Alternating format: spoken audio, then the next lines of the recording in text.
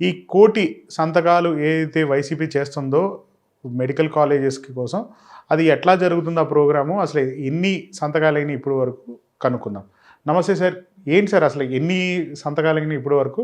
ఒక నియోజకవర్గాల్లో అసలు ఎన్ని సంతకాలు అవుతున్నాయి? ఎందుకంటే టీడీపీ వాళ్ళు ఏదైతే ఆరోపిస్తున్నారో ఇట్స్ ఎ ఫ్లాప్ షో అంటున్నారు కదా! అంటే కొన్ని చోట్ల మేము ఎంక్వైరీ చేసినప్పుడైతే ఎంత చిన్న నియోజకవర్గం తీసుకున్నా కూడా మినిమం 60,000 పైనే సంతకాలైతే అయినాయి. అంటే యావరేజ్‌గా మీరు 60,000 అనేది లోవర్ బౌండరీగా చూజ్ చేసుకోవచ్చు. ఓకే. సో, లోవర్ బౌండరీగా 60,000 తీసుకొని 175 నియోజకవర్గాలని యావరేజ్ తీసుకుంటే దగ్గర దగ్గర 1,15,00,000 వరకు వస్తది. సో, కొన్ని నియోజకవర్గాల్లో 80,000, 90,000 సంతకాల సేకరణ కూడా జరిగినాయి. అంటే ఆశ్చర్యకరంగా మీరు చూస్తే జనరల్‌గా ఏమైద్ది అంటే వైఎస్ఆర్‌సీపీ బలహీనంగా ఉండేది మీకు అర్బన్ ప్రాంతాల్లో. హ్మ్.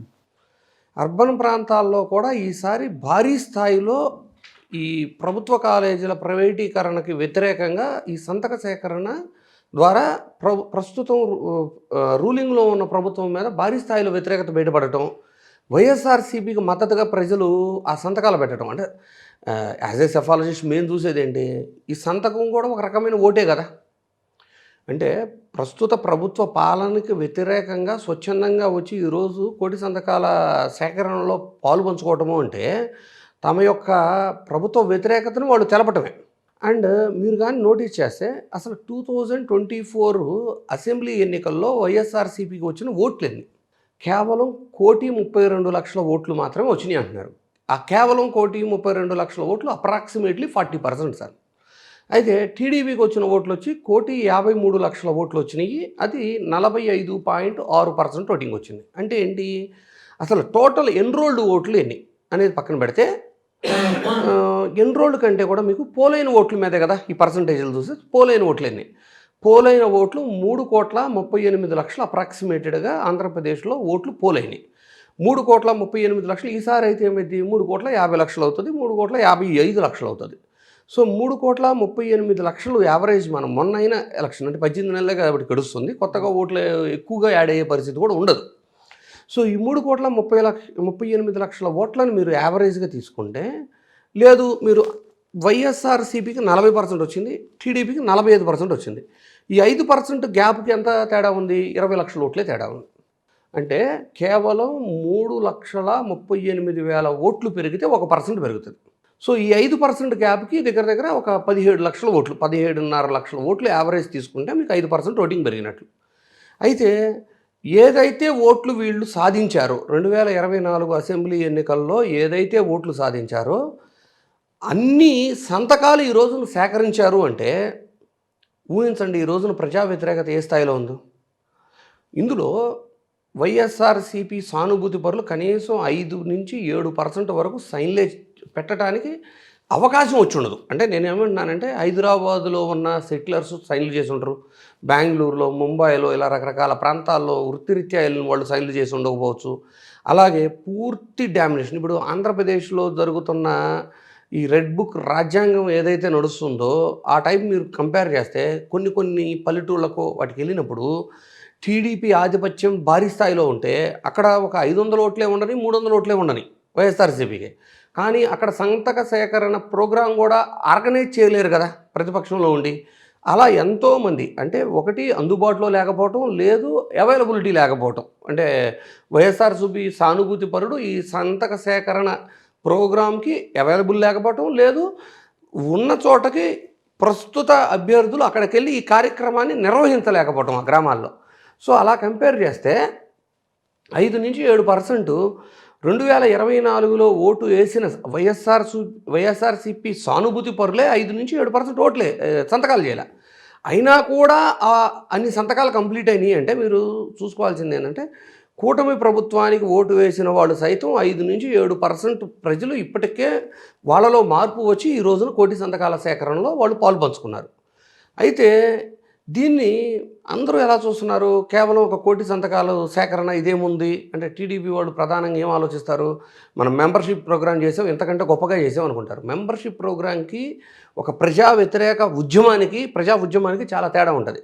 మెంబర్షిప్ ప్రోగ్రామ్ అనే తరకు ఏమవుతుంది, ప్రజెంట్ మనకు పథకాలు పోకుండా ఉండడానికి ఏముందలే ముందు మెంబర్షిప్పే కదా, మనం ఎలాంటి అభ్యంతరాలు చెప్పకుండా తీసుకుంటే బాగుంటుంది. మోరోవర్ వాళ్ళు కూడా ఏం చెబుతారు, నువ్వు ఓటేసుకునే టైంకి ఎవరికైనా వేసుకోమో, నాకు టార్గెట్లు ఉన్నాయి మన నియోజకవర్గంలో, మ్యాక్సిమం చేయాలి, నేను మీకు కూడా మెంబర్షిప్ రాస్తున్నాను అంటే కాదనలేరు.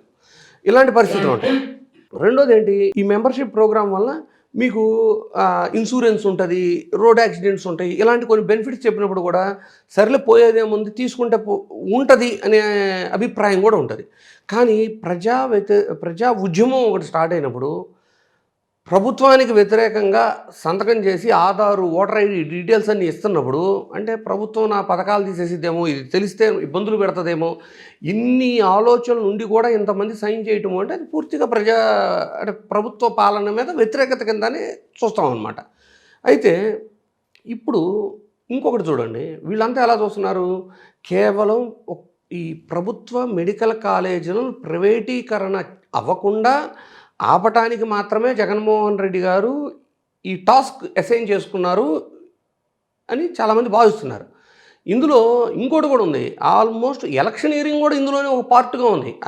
అది చూసి ఇప్పుడు కూటమి కొంచెం ఆందోళనకు వెళ్ళిపోయింది అనేది అయితే క్లియర్ కనపడుతుంది. ఎట్లా అంటే చూడండి, 1,20,00,000 సంతకాలు వచ్చినాయి అనుకుందాం. ఒక 5% అన్న వైఎస్ఆర్సీపీ సానుభూతి పరులు నేను చెప్పిన విధంగా అందుబాటులో లేకపోవటం, లేదు ఆ ప్రాంతాల్లో నడపలేకపోవటం వల్ల ఒక 5 నుంచి 7% సానుభూతి పరులు సైన్ చేసి ఉండకపోవచ్చు.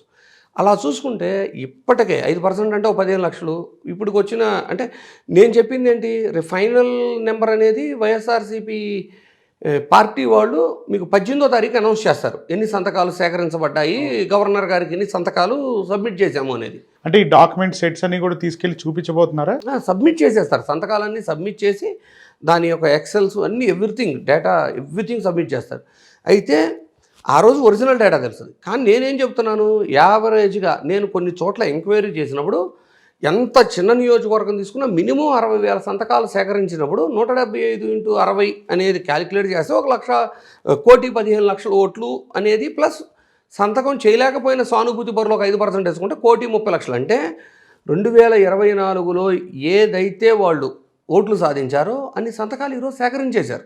పైన ఏమవుతుంది, ఇప్పుడు చూడండి, ఎవరైతే సంతకాలు చేశారో ఈ రాబోయే 3 సంవత్సరాల్లో వాళ్ళ ఫోన్ నెంబర్లు ఉన్నాయి, వాళ్ళ ఆధార్ నెంబర్లు ఉన్నాయి, వాళ్ళ ఓటర్ ఐడి నెంబర్లు ఉన్నాయి, వాళ్ళ బూత్ డీటెయిల్స్ ఉన్నాయి. ఇప్పుడు వైఎస్ఆర్సీపీ దగ్గర ప్రభుత్వం చేస్తున్న తప్పులను, లేదు వైఎస్ఆర్సీపీ గతంలో చేసిన మంచి పనులను వీళ్ళ వరకు వాళ్ళు రిపీటెడ్గా గుర్తు చేయటం వలన వీళ్ళందరూ కూడా వైఎస్ఆర్సీపీకి మద్దతుగా నిలబడతారు.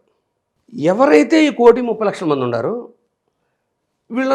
వీళ్ళు ఒక 100 మంది కలిపి 10 మందిని మార్చగలిగితే, అంటే ఇప్పుడు ఇంతమంది ప్రజా ఉద్యమంలో పాల్పంచుకున్న తర్వాత వైఎస్ఆర్సీపీ ప్రభుత్వం వీళ్ళకి రిపీటెడ్గా ప్రభుత్వం చేస్తున్న తప్పులను, గత ప్రభుత్వంలో వీళ్ళు చేసిన మంచిని గుర్తు చేస్తూ ఉన్నప్పుడు ఈ ప్రతి 100 మందిలో 100 మంది కలిపి 10 మందిని ఇన్ఫ్లుయెన్స్ చేయగలిగితే అది ఎంత అవుతుందో తెలుసా, ఇంకొక 5% అవుతుంది. అయిపోయింది కదా ఎలక్షన్. ఆల్రెడీ 40% ఓటింగ్ వచ్చింది, 40%కి సరిపడా సంతకాలు వచ్చినాయి. ఒక 5% సానుభూతి పరులు అందుబాటులో లేకపోవటం, లేదు వైఎస్ఆర్సీపీ సానుభూతి పరులు ఉన్నా కూడా టీడీపీ ఆధిపత్యం ఉన్న ఊళ్ళల్లో సంతకాల సేకరణ నిర్వహించలేకపోవడం వల్ల 5% ఓటర్లు అంటే సానుభూతి పరులు సంతకం చేయలేకపోయారు. అంటే 40 + 5 ఎంత, 45%. ప్రతి 100 మందిలో 100 మంది కలిపి 10 మందిని ఇన్ఫ్లుయెన్స్ చేయగలిగితే 50% దాటిపోయింది. 50% దాటడం అంటే మీనింగ్ ఏంటి sir, one sided election. So వీళ్ళు ఇంకా ఈ కూటమి ప్రభుత్వం వాళ్ళు ఏదో 1,00,000 సంతకాలు సేకరించారు, ప్రజా వ్యతిరేకత లేదు, అద్భుతమైన సుపరిపాలన జరుగుతుంది, సూపర్ 6 ఇచ్చేసాము, సంబరాలు చేసుకుందాము, సక్సెస్ మీట్లు పెట్టుకుందాము, మనల్ని మనమే పొగుడుకుందాము అని ఈ భ్రమంలో ఉంటే వాళ్ళని ఎవరూ కాపాడలేడు.